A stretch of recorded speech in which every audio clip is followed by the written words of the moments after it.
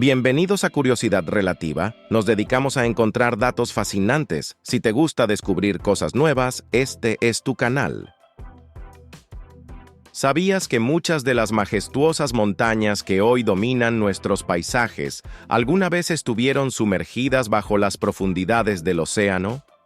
A lo largo de millones de años, las fuerzas geológicas han transformado el rostro de nuestro planeta, elevando antiguas tierras marinas hasta convertirlas en imponentes cumbres. Acompáñame en este viaje por la historia oculta de algunas de las montañas más emblemáticas del mundo y descubre cómo emergieron desde el fondo del mar hasta tocar el cielo. Imagina una época en la que el lugar donde hoy se alza el Monte Everest, la montaña más alta del mundo con sus 8.848 metros sobre el nivel del mar, era un lecho marino habitado por criaturas marinas. Evidencias de esta asombrosa transformación se encuentran en los fósiles de organismos marinos hallados en la cima del Everest, lo que indica que estas rocas estuvieron una vez bajo el agua antes de ser empujadas hacia arriba por la colisión de las placas tectónicas india y euroasiática. Este fenómeno no es exclusivo del Himalaya. En el Parque Nacional de Ordesa y Monte Perdido, en Huesca, España, se descubrió recientemente un fósil de estrella de mar a 2.500 metros de altitud. Este hallazgo, que data de hace 55 millones de años, evidencia que esta región montañosa estuvo sumergida bajo el mar en eras geológicas pasadas. Pero, ¿cómo es posible que tierras que alguna vez fueron fondos marinos se conviertan en montañas? La respuesta radica en la dinámica de las placas tectónicas. Nuestro planeta está compuesto por placas gigantescas que flotan sobre el manto terrestre. Estas placas están en constante movimiento y, en ocasiones, chocan entre sí. Cuando esto ocurre, una placa puede deslizarse debajo de otra en un proceso llamado subducción, o ambas pueden elevarse, formando cordilleras montañosas. Este proceso es responsable de la formación de muchas de las montañas que conocemos hoy. Un ejemplo fascinante de montañas que se originaron en el fondo marino son los guyots. Estas gigantescas montañas submarinas, que en algunos casos se elevan miles de metros desde el fondo del océano, son volcanes que emergieron del lecho marino y con el tiempo, sus cimas fueron erosionadas por la acción de las olas, adquiriendo una característica forma plana. Aunque permanecen sumergidos, su existencia nos recuerda la poderosa actividad volcánica que dio forma a nuestro planeta. Además, recientes expediciones científicas han revelado la existencia de montañas submarinas que rivalizan en tamaño y extensión con las cordilleras terrestres. Por ejemplo, frente a la costa de Chile, se han descubierto más de 100 nuevas especies en montañas submarinas que funcionan como oasis en el océano, promoviendo la biodiversidad y actuando como rutas para especies migratorias. Otro hallazgo sorprendente es el de los volcanes submarinos en Canarias, conocidos como los Atlantes, que podrían ser el origen de la leyenda de la Atlántida mencionada por Platón. Estos volcanes, situados al norte de las Islas Canarias, estuvieron activos en el Eoceno, provocando la formación de islas que posteriormente se hundieron. La montaña submarina Eratóstenes, situada en el Mediterráneo oriental, a unos 100 kilómetros al sur de Chipre, es otra muestra de estas formaciones. Con unos 120 kilómetros de longitud y 80 kilómetros de anchura, su cima está a 690 metros bajo el nivel del mar y emerge unos 2.000 metros sobre el suelo marino circundante, siendo una de las características más destacadas del relieve submarino del Mediterráneo. Estos ejemplos ilustran cómo las fuerzas geológicas han moldeado nuestro planeta, transformando antiguos fondos marinos en imponentes montañas. La próxima vez que contemples una montaña, ¿te imaginarás las profundidades oceánicas de las que pudo haber emergido? ¿Sabías que Amelia Earhart, una de las figuras más emblemáticas de la aviación, desapareció misteriosamente en 1937 durante su intento de circunnavegar el globo? Su desaparición ha generado innumerables teorías y búsquedas a lo largo de las décadas, manteniendo vivo el enigma de su destino. Amelia Mary Earhart nació el 24 de julio de 1897 en Atchison, Kansas, Estados Unidos. Desde joven, mostró una pasión inquebrantable por la aventura y la aviación, un campo dominado por hombres en aquella época.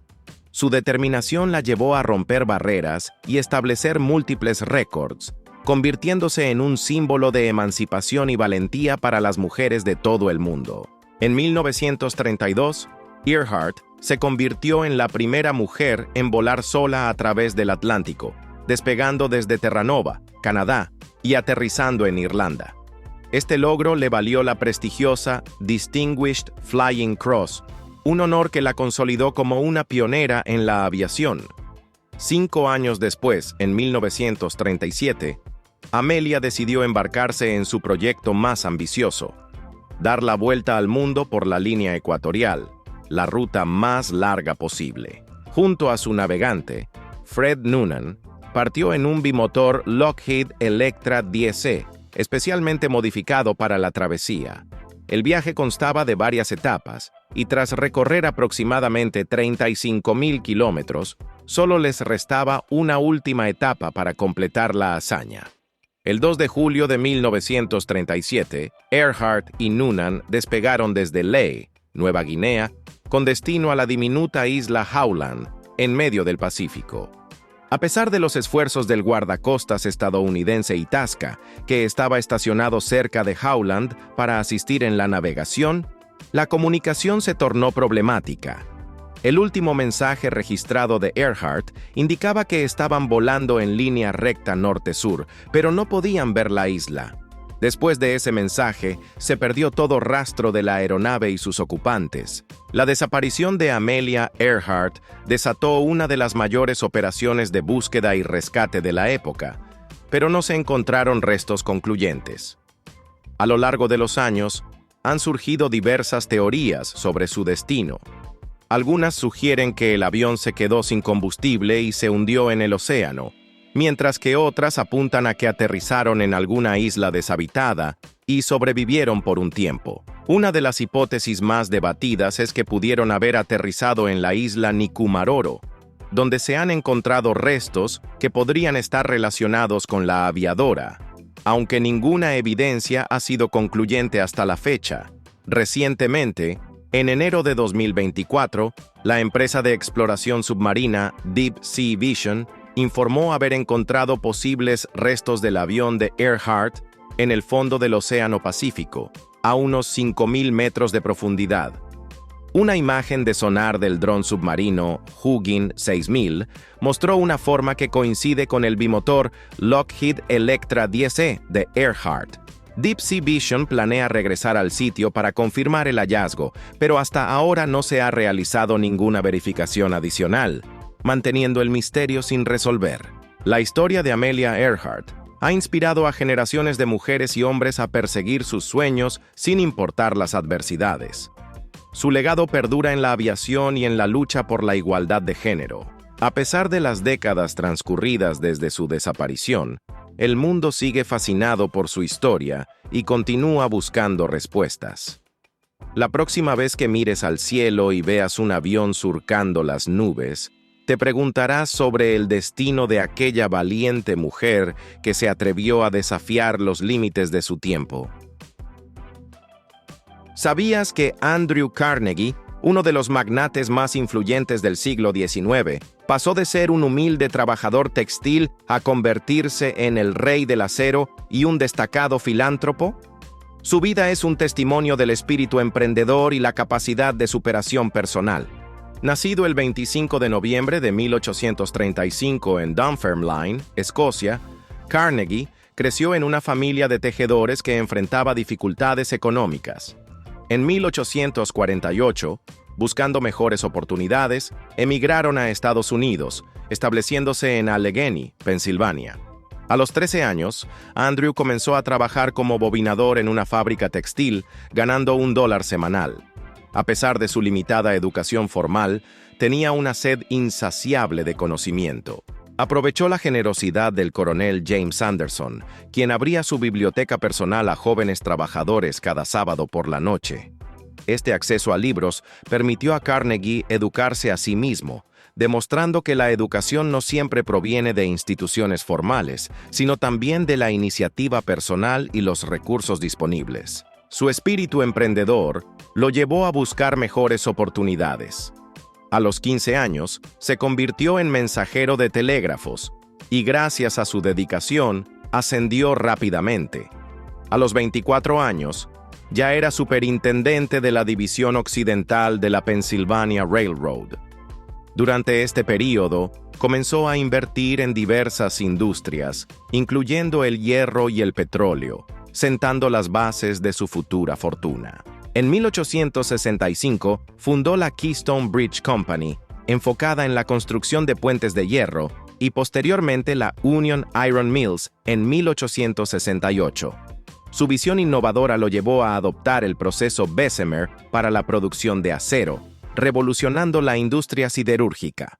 Para 1889, su empresa, Carnegie Steel Company, era la mayor productora de acero en Estados Unidos, suministrando material esencial para la expansión ferroviaria y la construcción de rascacielos. La historia de Carnegie es comparable a la de un alquimista moderno que transformó el hierro en oro, no literalmente, sino al convertir materias primas en una industria próspera que impulsó el desarrollo del país. Sin embargo, su camino al éxito no estuvo exento de controversias. En 1892, la huelga de Homestead, en una de sus plantas, resultó en un violento enfrentamiento entre trabajadores y fuerzas de seguridad, resaltando las tensiones laborales de la época.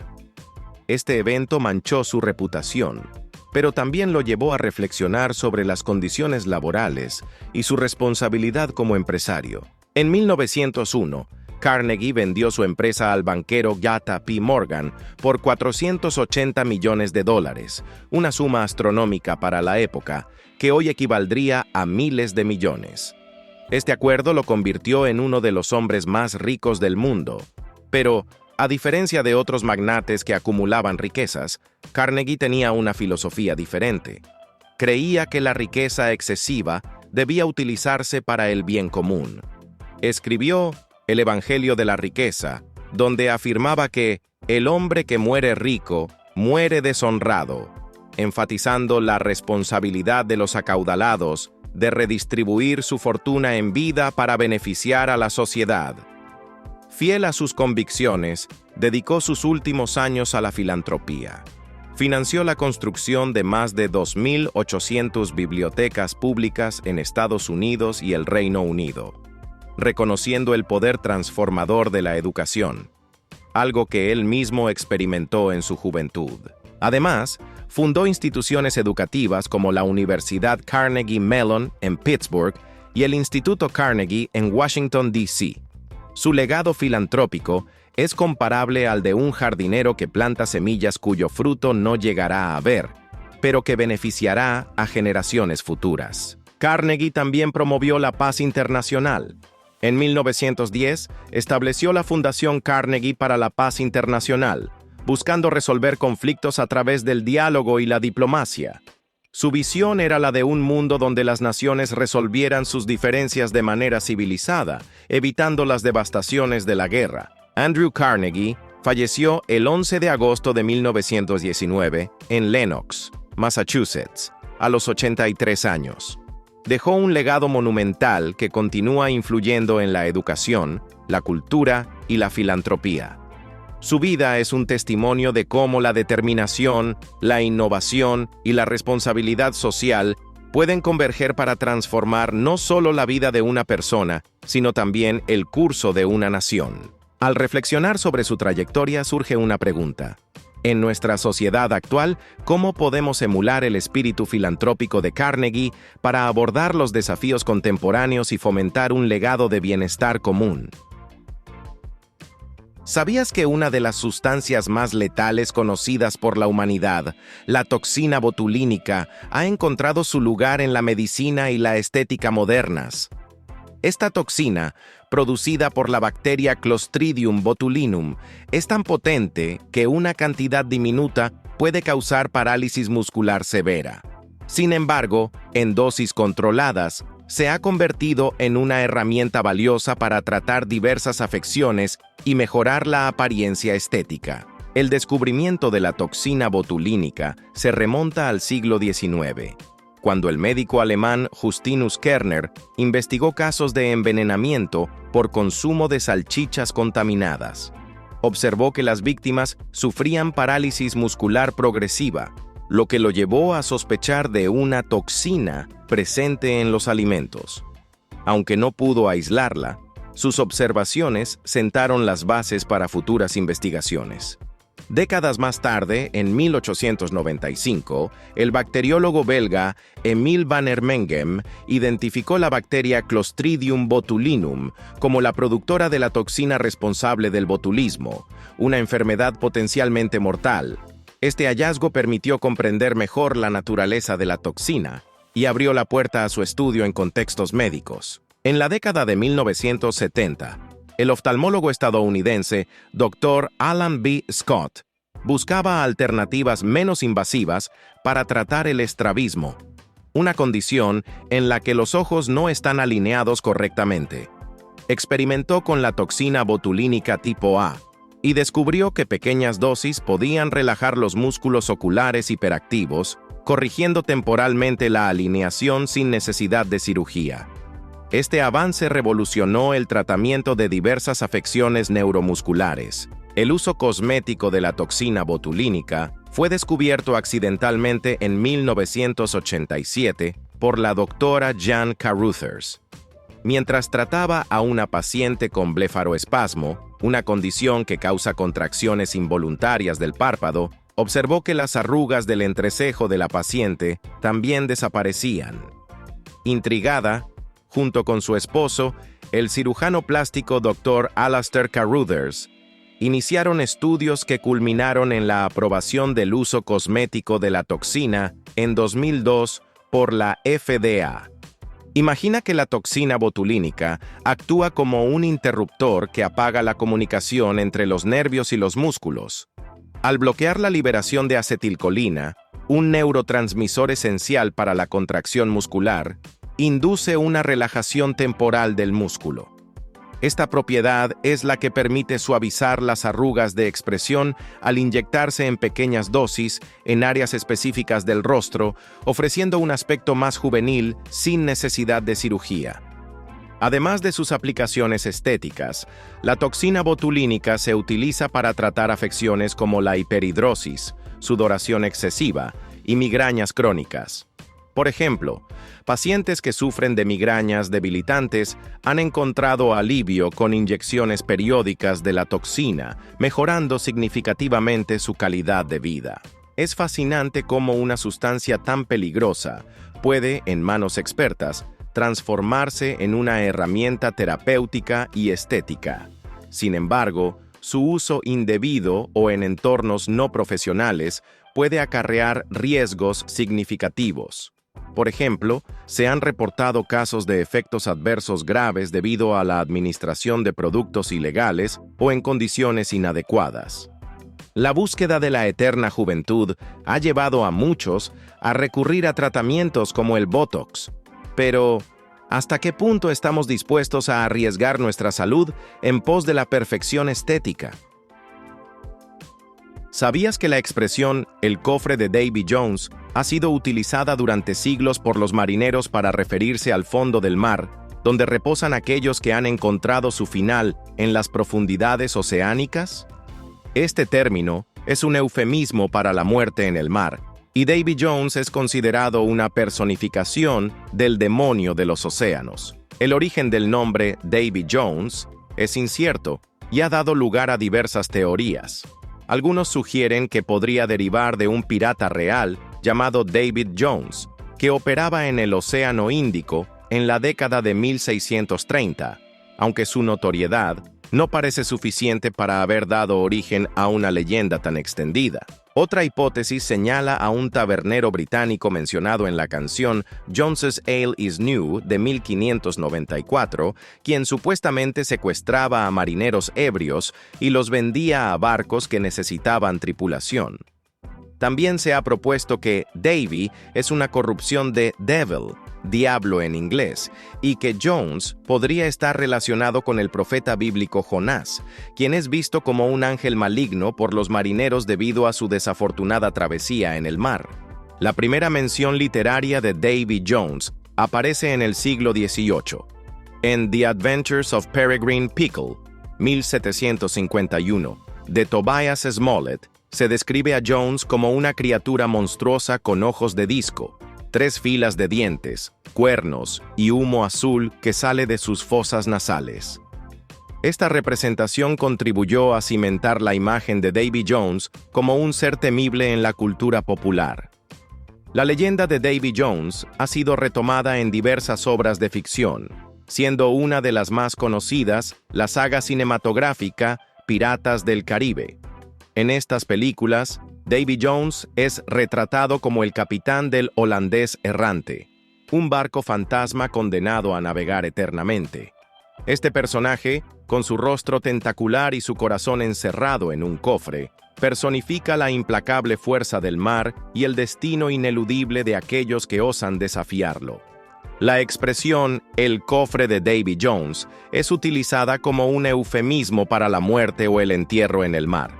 Se refiere al estado de los marineros que han perecido en el océano y cuyos cuerpos reposan en el fondo del mar. Esta superstición náutica fue popularizada en el siglo XIX y refleja el temor y respeto que los marineros tenían por las fuerzas incontrolables del océano. La figura de Davy Jones también ha sido asociada con otras supersticiones marineras. Por ejemplo, se creía que los marineros malvados eran llevados al cofre de Davy Jones al morir, mientras que los piadosos iban a Fiddler's Green, una especie de paraíso para los hombres de mar. Estas creencias reflejan la dualidad de la vida en el mar, donde la línea entre la vida y la muerte, la salvación y la condena, es tan tenue como una cuerda de barco desgastada. La leyenda de Davy Jones es un recordatorio de los peligros inherentes a la vida en el mar y de cómo las culturas marítimas han personificado esos peligros en figuras míticas.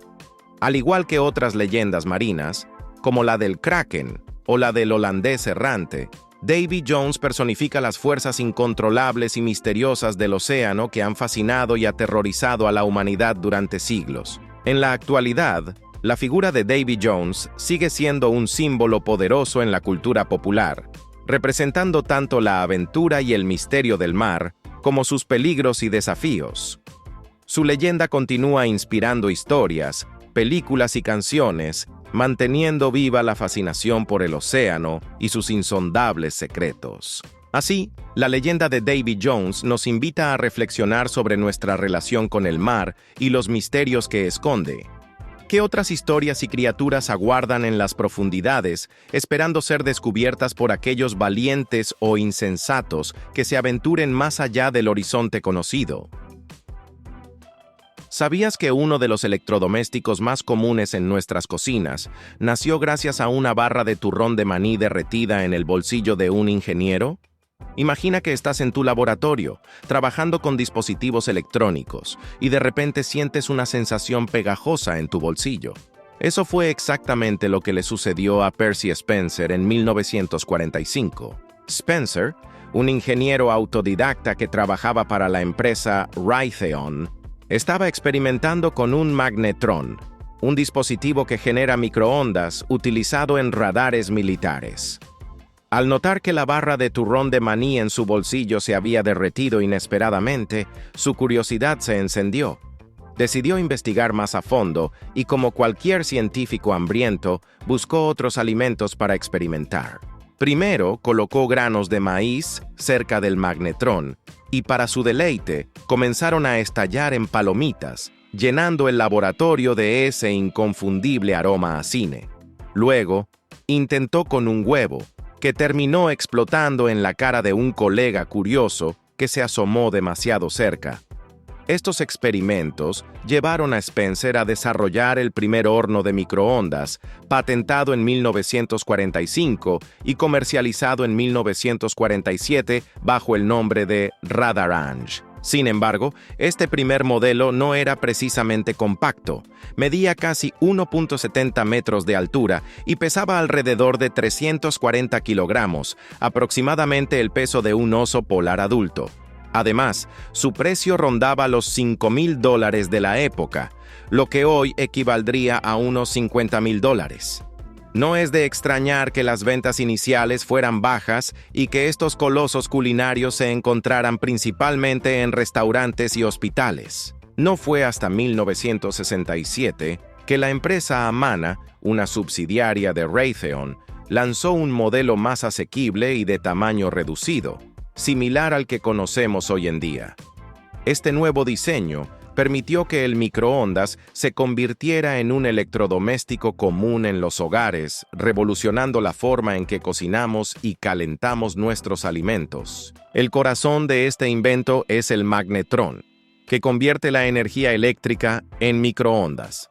Estas ondas hacen que las moléculas de agua en los alimentos vibren rápidamente, generando calor y cocinando la comida desde el interior. Es como si las microondas fueran las cheerleaders invisibles que animan a las moléculas a moverse más y más rápido hasta que el alimento está caliente. Hoy en día, el microondas es un aliado indispensable en nuestras cocinas, permitiéndonos desde calentar las sobras de la cena hasta preparar palomitas para una noche de películas. Todo gracias a una barra de turrón de maní que decidió derretirse en el momento justo. ¿Quién hubiera pensado que un dulce pegajoso podría cambiar la forma en que cocinamos para siempre? ¿Sabías que un hombre una vez decidió convertir su silla de jardín en un vehículo aéreo improvisado utilizando globos de helio? Imagina que estás sentado en tu patio, contemplando el cielo, y de repente piensas, ¿por qué no atar unos globos gigantes a mi silla y volar? Esto es exactamente lo que hizo Larry Walters el 2 de julio de 1982. Larry, un camionero de Los Ángeles, siempre soñó con volar, pero su mala vista le impidió ser piloto en la Fuerza Aérea. Así que, en lugar de rendirse, ideó un plan alocado. Compró 45 globos meteorológicos de aproximadamente 2 metros de diámetro cada uno y los llenó con helio. Luego, los ató a su confiable silla de jardín de aluminio, se puso un paracaídas y se preparó para la aventura. Equipado con un rifle de aire comprimido, una radio CB, sándwiches, cerveza y una cámara, que, curiosamente, nunca usó. Larry se dispuso a surcar los cielos desde el patio trasero de su novia en San Pedro, California. Su plan era simple: elevarse suavemente a unos 9 metros, disfrutar de la vista y luego descender disparando a los globos. Pero, como suele suceder en las mejores historias, las cosas no salieron según lo planeado. Al cortar las cuerdas que lo mantenían en tierra, Larry ascendió rápidamente hasta alcanzar una altitud de aproximadamente 4.900 metros, más alto que algunas rutas de vuelo comerciales. Durante su travesía, fue avistado por pilotos sorprendidos que informaron sobre un hombre en una silla voladora en el espacio aéreo. Después de 45 minutos en el aire y tras recorrer unos 16 kilómetros, Larry decidió que era hora de descender. Comenzó a disparar a los globos con su rifle, pero accidentalmente lo dejó caer, complicando su descenso. Finalmente, los globos se enredaron en líneas eléctricas en Long Beach, causando un apagón de 20 minutos en la zona.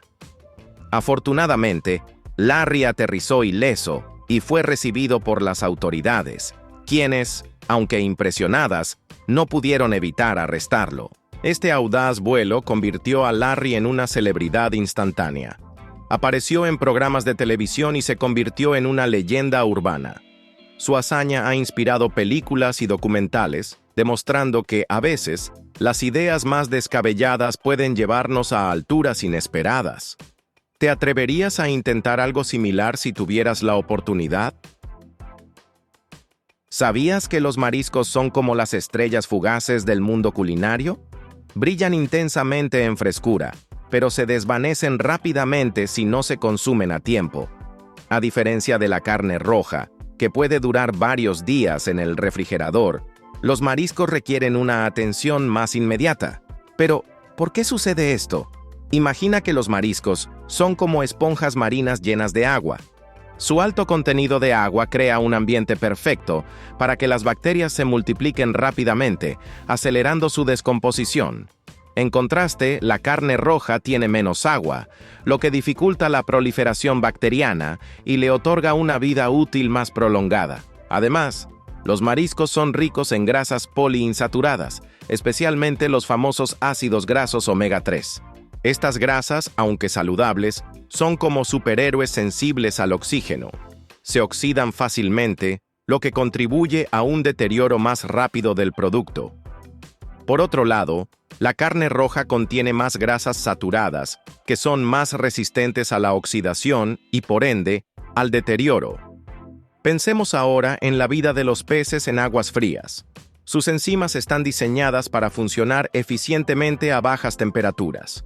Cuando los sacamos de su hábitat y los almacenamos en refrigeradores domésticos, estas enzimas siguen activas, descomponiendo el tejido muscular del pescado más rápidamente que las enzimas presentes en la carne roja. Por último, imagina a un pez luchando por liberarse antes de ser capturado. Esta batalla agota sus reservas de glucógeno, el combustible que, después de la muerte, se convierte en ácido láctico y ayuda a preservar la carne.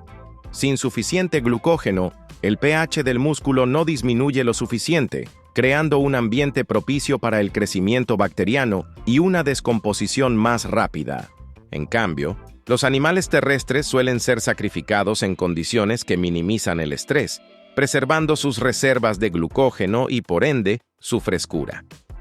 Entonces, la próxima vez que disfrutes de unos deliciosos camarones o una suculenta langosta, recuerda, su frescura es tan efímera como una flor que florece por un día.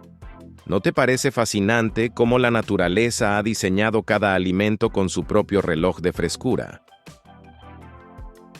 ¿Sabías que un hombre en Australia vivió más de 100 días con un corazón artificial de titanio antes de recibir un trasplante? Este avance médico, comparable a reemplazar el motor de un coche sin detener su marcha, representa una revolución en la cardiología moderna. El protagonista de esta historia es un hombre de 40 años con insuficiencia cardíaca terminal. Su condición era tan grave que caminar unos pocos metros le dejaba sin aliento. Ante la falta de donantes disponibles y el tiempo en su contra, los médicos del Hospital St. Vincent's de Sydney optaron por implantarle un corazón artificial de titanio, desarrollado por la empresa Vivacor. Este dispositivo, fruto de más de 2 décadas de investigación, funciona con un rotor suspendido magnéticamente, similar a cómo los trenes de levitación magnética flotan sobre las vías, reduciendo el desgaste y aumentando su durabilidad.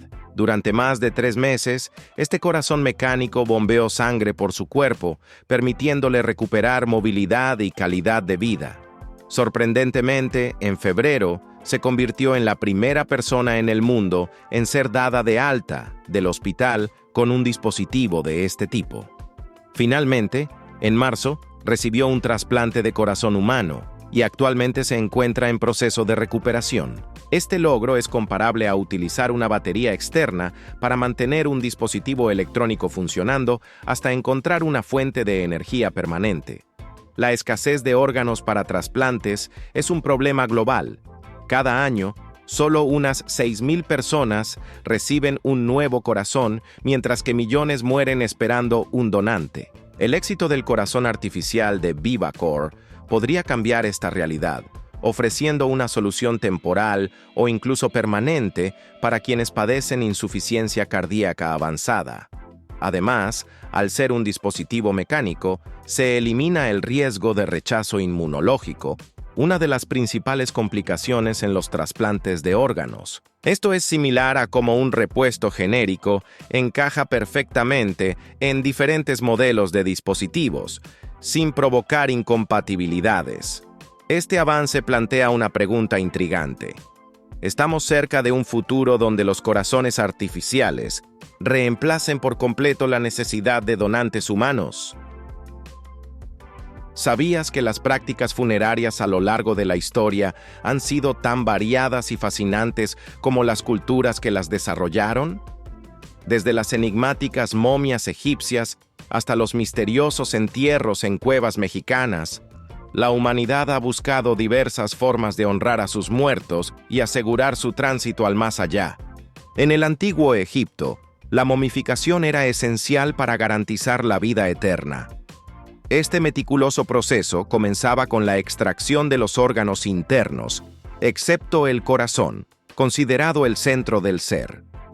El cuerpo se deshidrataba con natrón y se envolvía en finas vendas de lino, a menudo acompañado de una máscara funeraria que idealizaba los rasgos del difunto. Un ritual crucial era la ceremonia de apertura de la boca, que simbólicamente devolvía al fallecido la capacidad de comer, beber y respirar en el más allá. Este rito permitía al difunto participar plenamente en la vida eterna, asegurando que sus necesidades físicas y espirituales fueran satisfechas. Mientras tanto, en el norte de México, las condiciones áridas y las prácticas funerarias únicas llevaron a la conservación natural de cuerpos en cuevas y abrigos rocosos.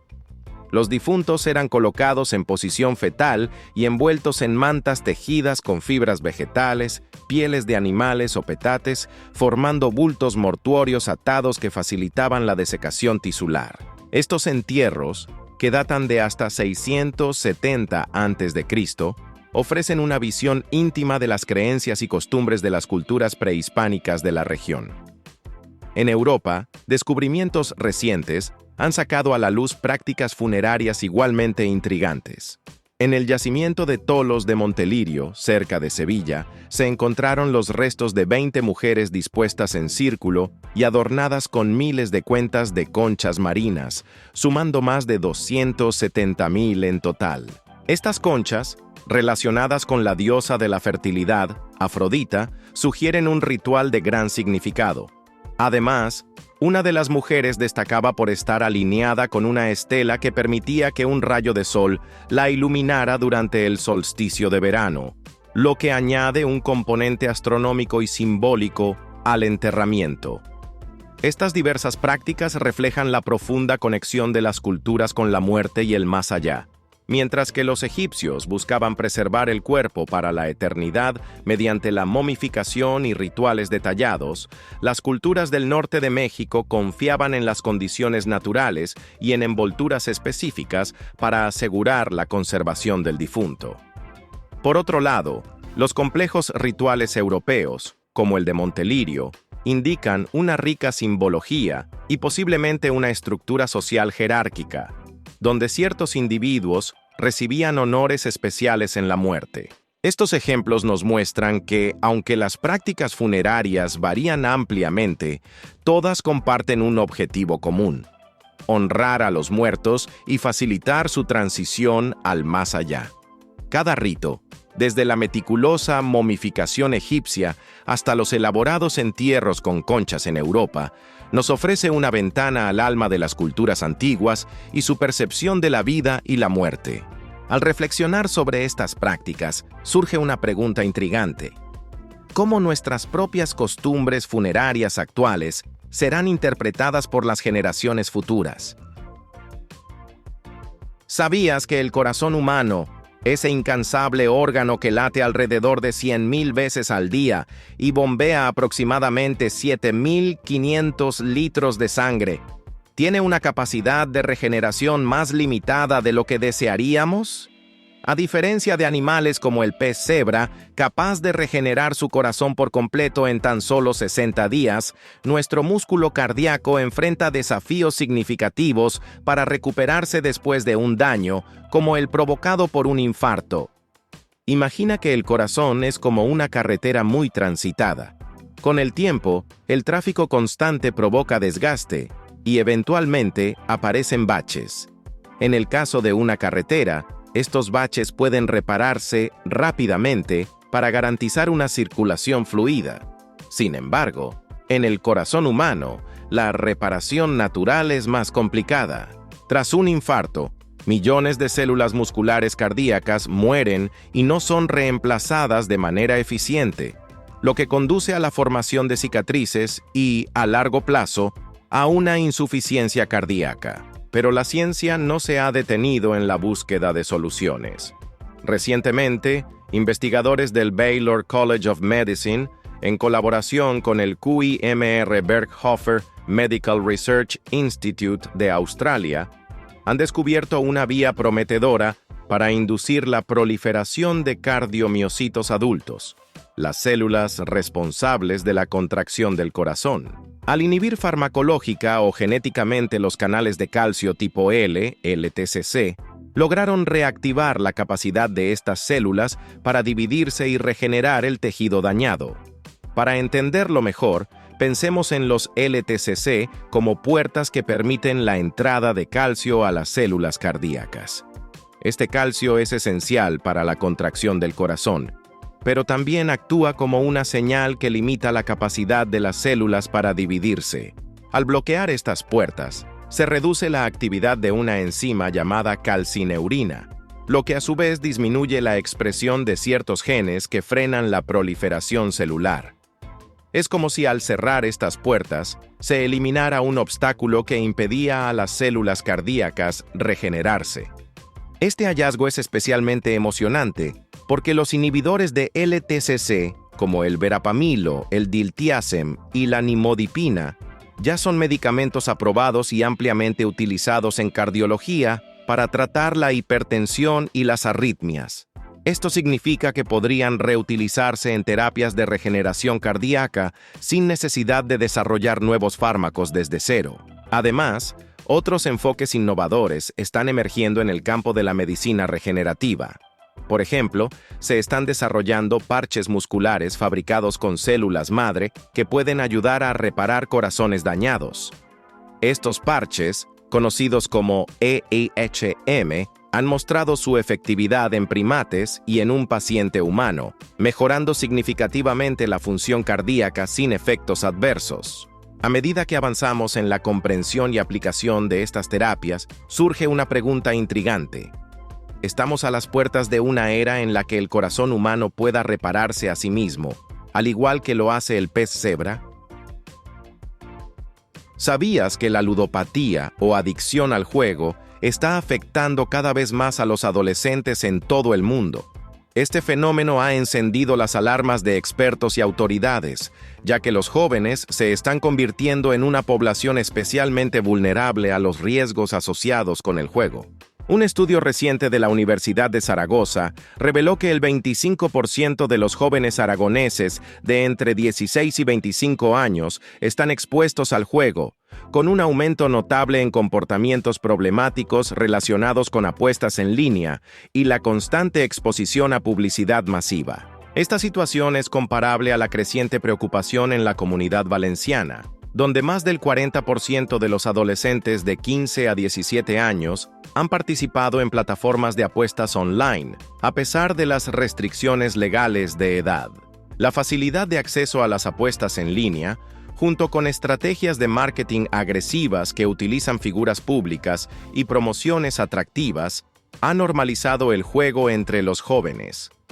Esta tendencia es similar a la observada en Argentina, donde se ha autorizado a adolescentes a partir de 13 años a invertir en bolsa, lo que ha generado críticas de expertos que advierten sobre el riesgo de desarrollar ludopatía en un contexto económico difícil. Las consecuencias de la ludopatía en adolescentes son alarmantes. Además de las pérdidas económicas significativas, como el caso de un joven que antes de cumplir 19 años perdió cerca de 10.000 euros en apuestas, se observan problemas emocionales, aislamiento social y deterioro en las relaciones familiares y académicas. La adicción al juego puede compararse con otras adicciones, como el alcoholismo o la drogadicción, debido a su impacto devastador en la vida de quienes la padecen. La transformación digital ha facilitado la expansión y sofisticación del marketing de la industria del juego, resultando en más personas que desarrollan problemas serios de salud mental y financiera. Un informe de la revista The Lancet Public Health revela que 80 millones de adultos en todo el mundo sufren de adicción severa al juego y 448 millones participan en juegos de riesgo. Para abordar este problema, expertos como Ichazo Cabrera y Alberto Beltrán destacan la importancia de la prevención, educación y regulación más estricta de la publicidad del juego. Las terapias cognitivo-conductuales y el apoyo familiar son fundamentales para la recuperación. La intervención temprana y los espacios de apoyo grupal son clave para frenar los efectos devastadores de la ludopatía. Es esencial un esfuerzo conjunto de instituciones, profesionales de la salud y la sociedad para abordar eficazmente este problema. Entonces, la próxima vez que veas una publicidad de apuestas en línea o conozcas a un joven interesado en el juego, te detendrás a pensar en los riesgos que esto conlleva y cómo podemos proteger a las futuras generaciones de caer en las garras de la ludopatía. ¿Sabías que todos tenemos aspectos de nuestra personalidad que permanecen ocultos, tanto para nosotros mismos como para los demás? Este fenómeno se ilustra mediante la ventana de Johari, una herramienta de psicología cognitiva desarrollada por Joseph Loft y Harrington Ingham. Esta ventana se divide en 4 cuadrantes. El área libre, lo que conocemos de nosotros y los demás también. El área ciega, lo que los demás perciben de nosotros pero nosotros no. El área oculta, lo que sabemos de nosotros pero mantenemos en secreto. Y el área desconocida, aspectos que ni nosotros ni los demás conocemos. Imagina que tu personalidad es como una casa de 4 habitaciones. La primera habitación es la sala de estar, donde muestras abiertamente tus pensamientos y sentimientos a los demás. La segunda es un espejo de doble cara. Los demás pueden ver aspectos de ti que tú mismo desconoces, como ciertos gestos o comportamientos inconscientes. La tercera habitación es tu espacio privado, donde guardas secretos y emociones que eliges no compartir. La cuarta es un sótano oscuro, lleno de características y potenciales que ni tú ni los demás han descubierto aún. Un ejemplo de área ciega podría ser una persona que, sin darse cuenta, interrumpe constantemente a otros al hablar. Los demás perciben este hábito, pero el individuo puede no ser consciente de ello hasta que alguien se lo señala. Por otro lado, en el área oculta, alguien podría tener una pasión secreta por la poesía que nunca ha compartido por temor al juicio. El área desconocida podría incluir talentos latentes o reacciones inesperadas en situaciones extremas que aún no han salido a la luz. Además, existen perfiles de personalidad que combinan rasgos aparentemente contradictorios. Por ejemplo, los empáticos oscuros son individuos que, aunque poseen empatía, la utilizan para manipular a otros en beneficio propio, combinando la sensibilidad emocional con tendencias narcisistas o maquiavélicas. La grafología, el estudio de la escritura, también puede revelar aspectos ocultos de nuestra personalidad. Por ejemplo, se ha observado que las personas que tienden a mentir suelen hacer el trazo horizontal de la letra L más corto de lo habitual, lo que indica una tendencia a ocultar la verdad. Comprender y explorar estos aspectos ocultos de nuestra personalidad es esencial para el autoconocimiento y el crecimiento personal. Al hacerlo, podemos mejorar nuestras relaciones, comunicarnos de manera más efectiva y vivir de manera más auténtica. Entonces, la próxima vez que reflexiones sobre quién eres, te atreverás a abrir las puertas de esas habitaciones ocultas y descubrir lo que hay dentro. ¿Sabías que hace décadas, antes de la invención de los modernos ventiladores mecánicos, existía un dispositivo llamado pulmón de acero que salvaba la vida de personas con dificultades respiratorias? Este aparato, que hoy podría parecer sacado de una novela de ciencia ficción, fue fundamental en la lucha contra enfermedades como la poliomielitis. El pulmón de acero era una máquina de gran tamaño en la que se introducía al paciente, dejando solo su cabeza fuera. Funcionaba creando presión negativa alrededor del cuerpo, lo que provocaba que el aire ingresara a los pulmones, simulando el proceso natural de la respiración. Este método es similar a cómo actúa nuestro diafragma.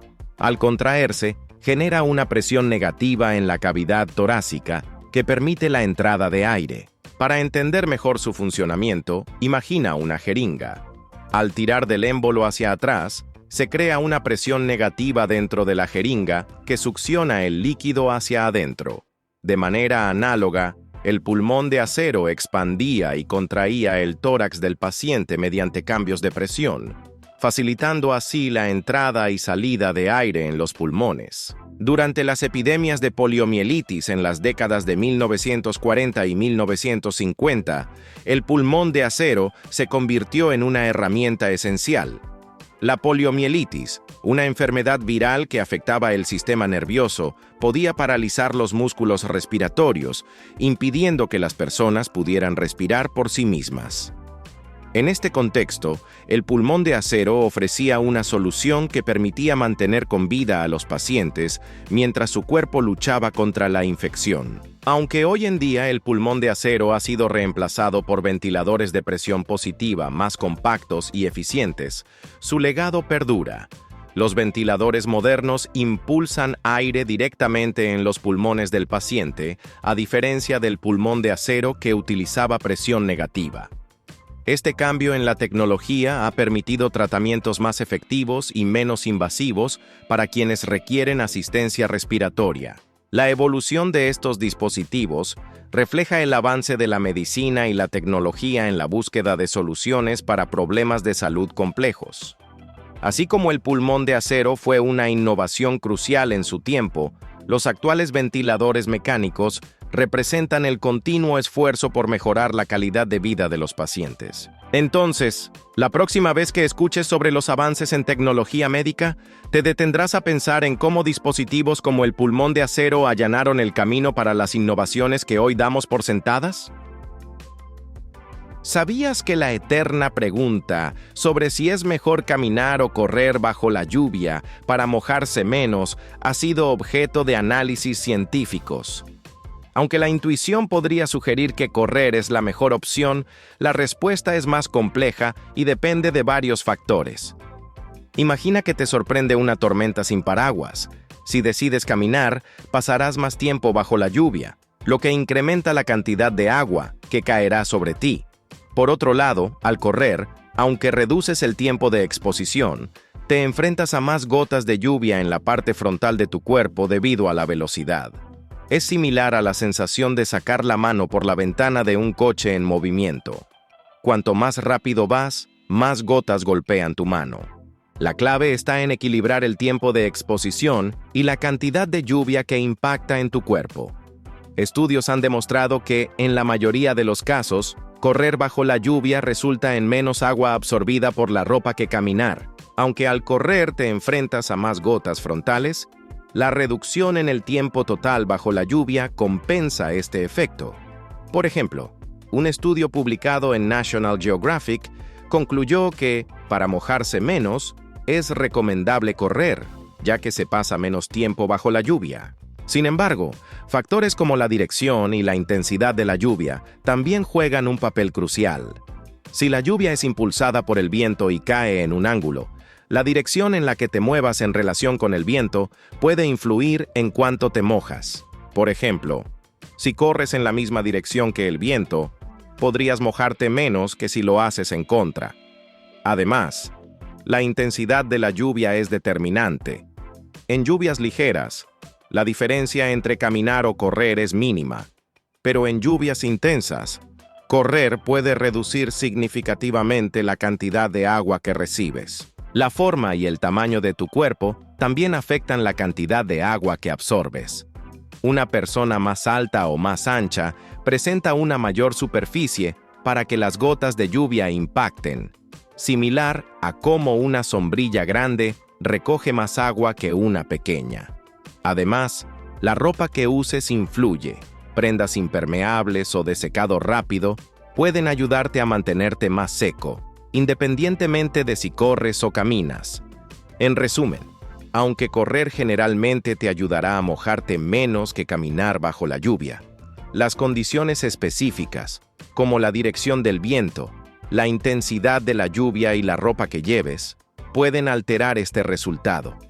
Entonces, La próxima vez que te sorprenda una lluvia inesperada, ¿optarás por correr o caminar considerando estos factores? ¿Sabías que todos los seres vivos en la Tierra podrían compartir un ancestro común conocido como LUCA, Last Universal Common Ancestor? Este hipotético organismo unicelular, que habría existido hace aproximadamente 4.200 millones de años, es considerado el punto de partida de la diversidad biológica que conocemos hoy en día. Imagina a LUCA como una célula sencilla, similar a las bacterias modernas, pero sin la complejidad de los organismos actuales. Este organismo primitivo poseía las características básicas necesarias para la vida: material genético, capacidad de replicación y un metabolismo rudimentario.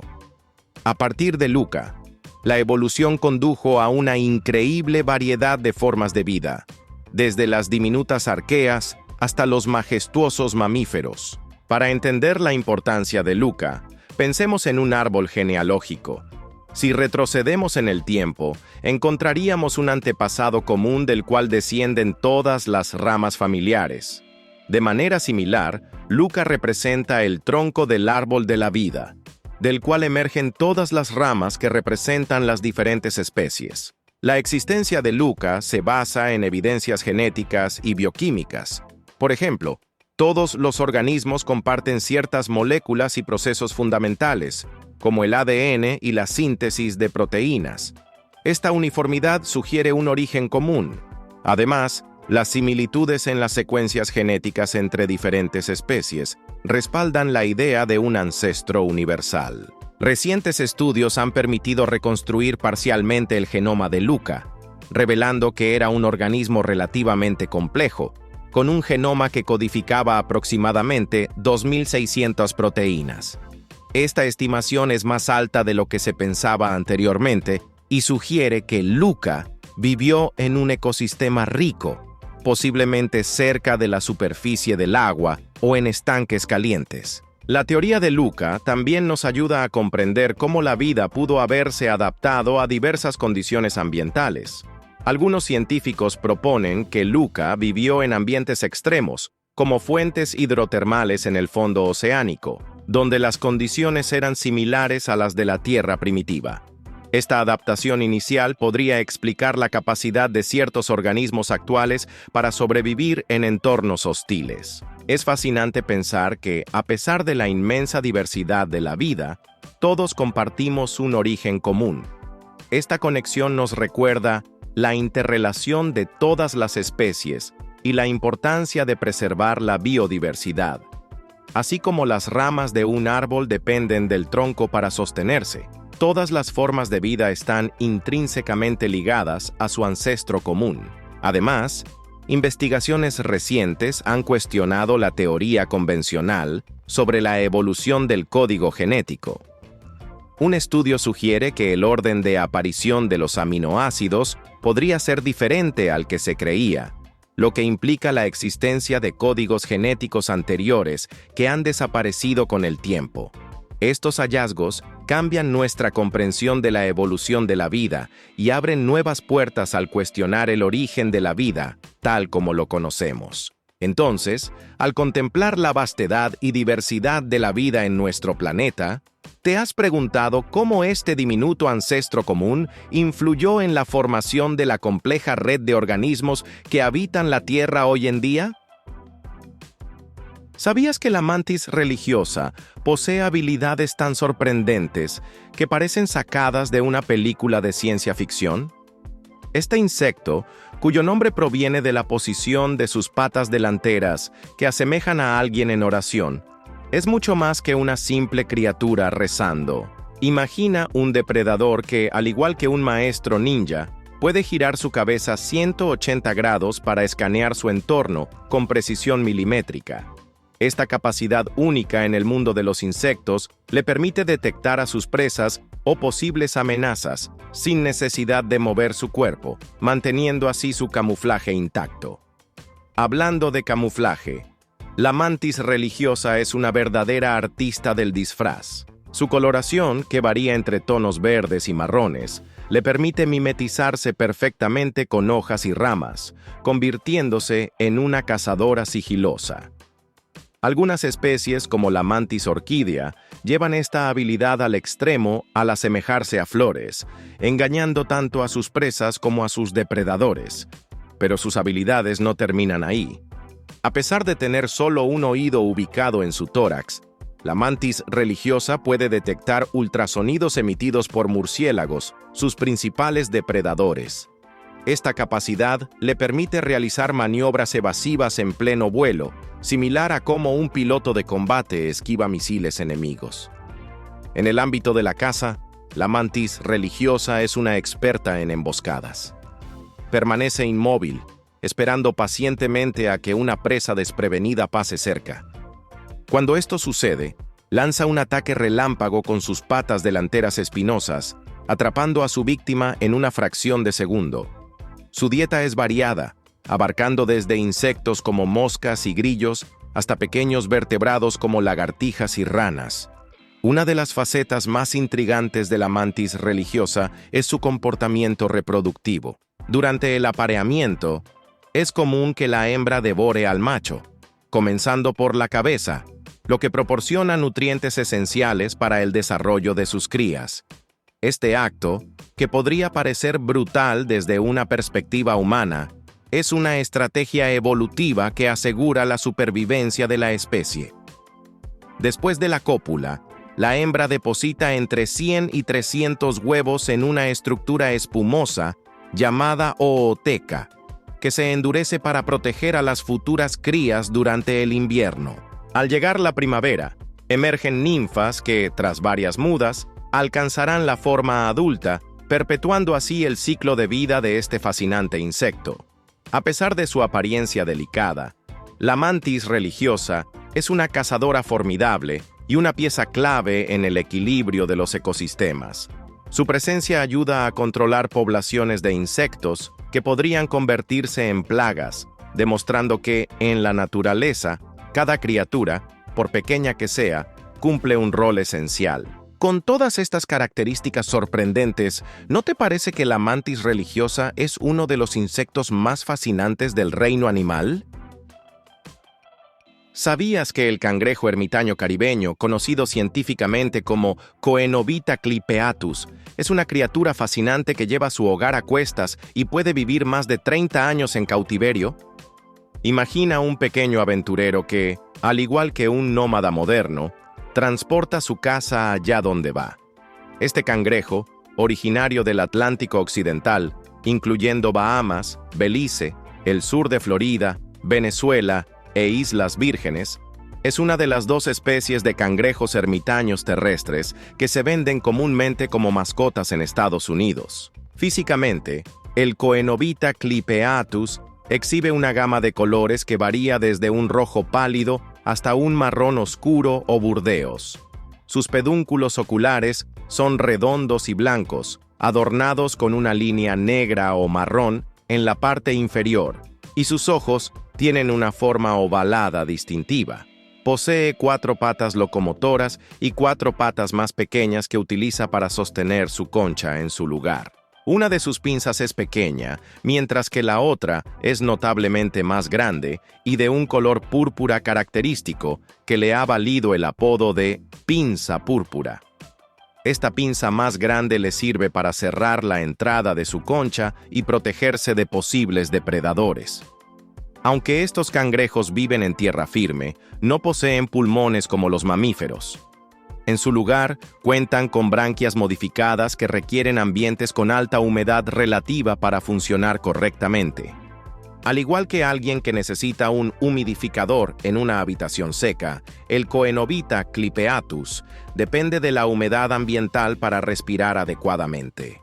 Una característica sorprendente de estos cangrejos es su sentido del olfato.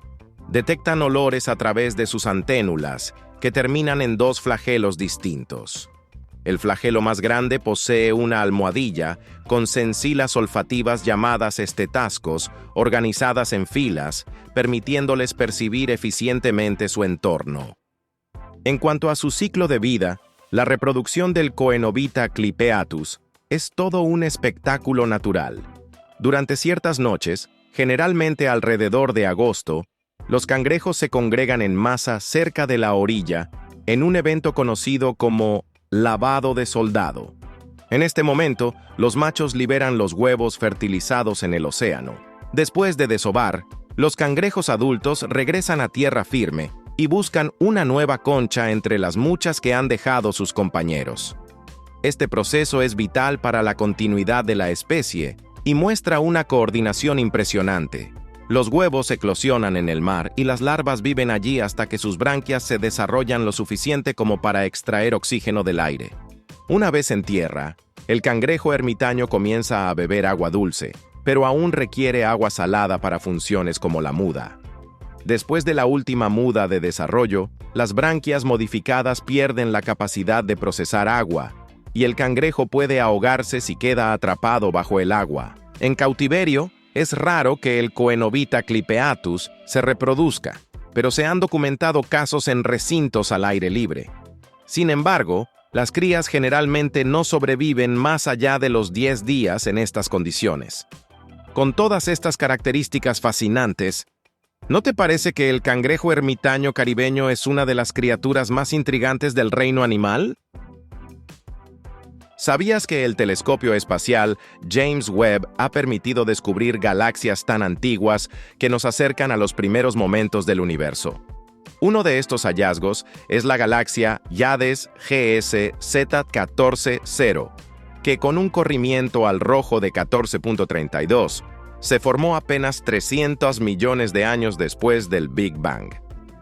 Este descubrimiento es comparable a encontrar una fotografía de nuestra infancia que no sabíamos que existía, revelando detalles de nuestros primeros años. De manera similar, Hyades GS Z14-0 nos ofrece una visión inédita de cómo eran las galaxias en el universo primitivo.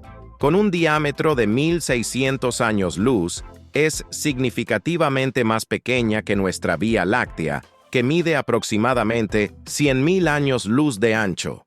Sin embargo, su luminosidad y la presencia de elementos como hidrógeno y oxígeno indican una intensa actividad de formación estelar en sus primeras etapas. Otro ejemplo fascinante es la galaxia Gliese Z13, descubierta por el telescopio James Webb en julio de 2022. Esta galaxia existió solo 300-400 millones de años después del Big Bang, lo que la convierte en una de las más antiguas jamás observadas. Su estudio nos proporciona pistas sobre cómo las primeras estructuras cósmicas comenzaron a formarse y evolucionar. Estos descubrimientos son posibles gracias a la avanzada tecnología del telescopio James Webb, que actúa como una máquina del tiempo, permitiéndonos observar el universo tal como era hace miles de millones de años. Al igual que un arqueólogo desentierra artefactos antiguos para comprender civilizaciones pasadas, los astrónomos utilizan el Webb para explorar las profundidades del cosmos y desentrañar los misterios de nuestra existencia. La detección de oxígeno en estas galaxias primitivas es particularmente intrigante. El oxígeno es un elemento clave para la vida tal como la conocemos, y su presencia en el universo temprano sugiere que los procesos químicos necesarios para la formación de estrellas y planetas estaban en marcha mucho antes de lo que se pensaba.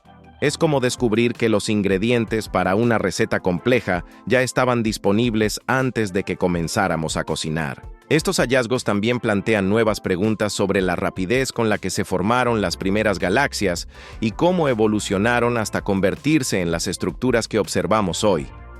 Al igual que una semilla que crece rápidamente en un árbol robusto, estas galaxias tempranas podrían haber experimentado un crecimiento acelerado, desafiando nuestras teorías actuales sobre la formación galáctica.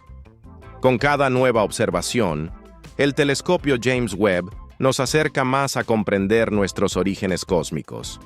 ¿Qué otros secretos del universo temprano nos revelará este poderoso observatorio en el futuro? ¿Sabías que el deshielo en el Ártico está revelando secretos ocultos durante siglos?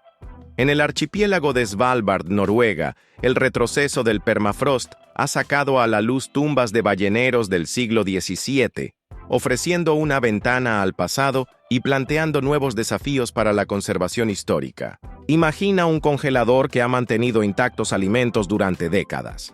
Al descongelarse, esos alimentos emergen, revelando su estado original.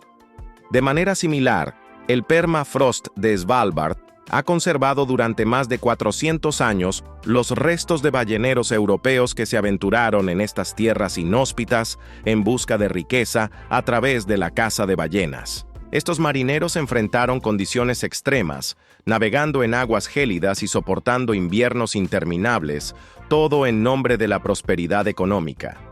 El deshielo actual ha dejado al descubierto no solo las tumbas, sino también artefactos personales y herramientas utilizadas por estos intrépidos cazadores. Es como si una cápsula del tiempo se hubiera abierto, permitiéndonos asomarnos a la vida cotidiana de estos hombres. Sin embargo, esta revelación también conlleva riesgos. Al estar expuestos al aire y a temperaturas más cálidas, los restos y artefactos corren el peligro de deteriorarse rápidamente, perdiéndose para siempre si no se toman medidas de conservación adecuadas. Este fenómeno no es aislado. En otras regiones árticas, el deshielo ha desenterrado objetos y restos humanos de épocas pasadas, proporcionando información invaluable sobre las culturas antiguas y sus modos de vida. Sin embargo, también plantea preguntas éticas y logísticas sobre cómo manejar estos hallazgos. ¿Deberían dejarse en su lugar original, respetando su contexto histórico, o trasladarse a museos para su protección y estudio? Además, el deshielo del permafrost libera gases de efecto invernadero atrapados durante milenios, como el metano y el dióxido de carbono, exacerbando el cambio climático. Es un ciclo preocupante. El calentamiento global provoca el deshielo, que a su vez libera más gases que intensifican el calentamiento. Este proceso afecta no solo al medio ambiente, sino también al patrimonio cultural que ha permanecido oculto bajo el hielo. La situación en Svalbard es un recordatorio de la interconexión entre el clima y la historia humana.